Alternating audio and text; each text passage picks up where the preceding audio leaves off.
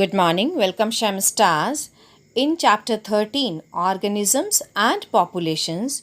In previous video, we have already discussed about population and population attributes. So today we are going to learn about population growth and life history variation. As we know, the number of individuals of a species in a specific geographical area forms the population. The size of a population for any species is not a static parameter. It keeps changing in time depending on various factors including availability of food, predation pressure, and adverse weather conditions.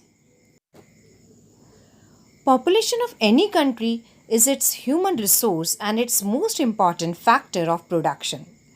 Population growth is the change in population number, whether positive or negative, as a result of the interaction between three important variables, that is birth, death, and migration.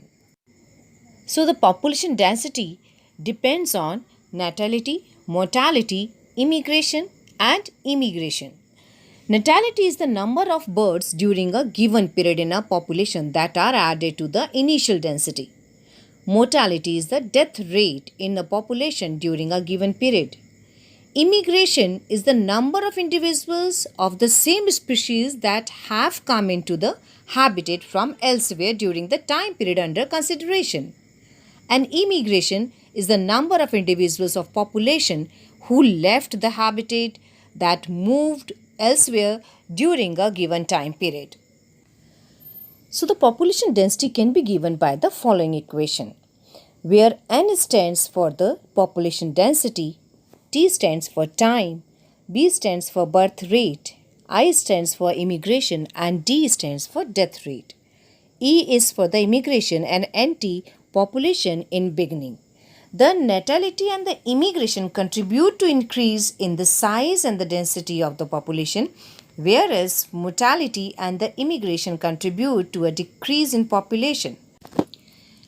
To understand the population growth, we will discuss two growth models. One is exponential growth and the second is logistic growth. Here the figure which is shown here on this slide, this shows exponential growth. This growth occurs normally when the resources like food and space are unlimited. This slide shows exponential growth pattern.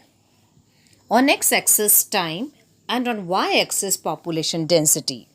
Here R is an important parameter assessing impacts of any biotic or abiotic factor on population growth. In this graph we have two curves, curve A and curve B. Curve A, when responses are not limiting the growth, plot is exponential. B, when the responses are limiting, the growth plot is logistic, where K is carrying capacity. In exponential growth, when N, which is the population size in relation to time t, is plotted on graph, the curve becomes J-shaped as shown in the graph. In logistic growth, when resources becomes limited at certain point of time, so no population can grow exponentially. Due to competition between individuals for limited factors, limited resources, the fittest individual will survive and reproduce. In nature, a given habitat has enough resources to support a maximum possible number, beyond which no further growth is possible. This is called carrying capacity, that is K, of a habitat. So the carrying capacity is the maximum number of individuals that environment can support. Logistic growth model applies the populations as they reach K, that is carrying capacity. So this is all about growth models, exponential growth model and the logistic growth model. Now let's understand life history variation. Darwinism fitness states that the populations evolve to maximum their reproductive fitness in the habitat in which they live. Under a particular set of selection pressures, organisms evolve towards the most efficient reproductive strategy. The rate of breeding varies from species to species. For example, Pacific salmon fish, bamboo breed only once in their lifetime, while most birds and mammals breed many times in their life. Some organisms produce a large number of small sized offsprings, for example, oyster and many fishes, while birds and mammals produce a small number of large sized offsprings.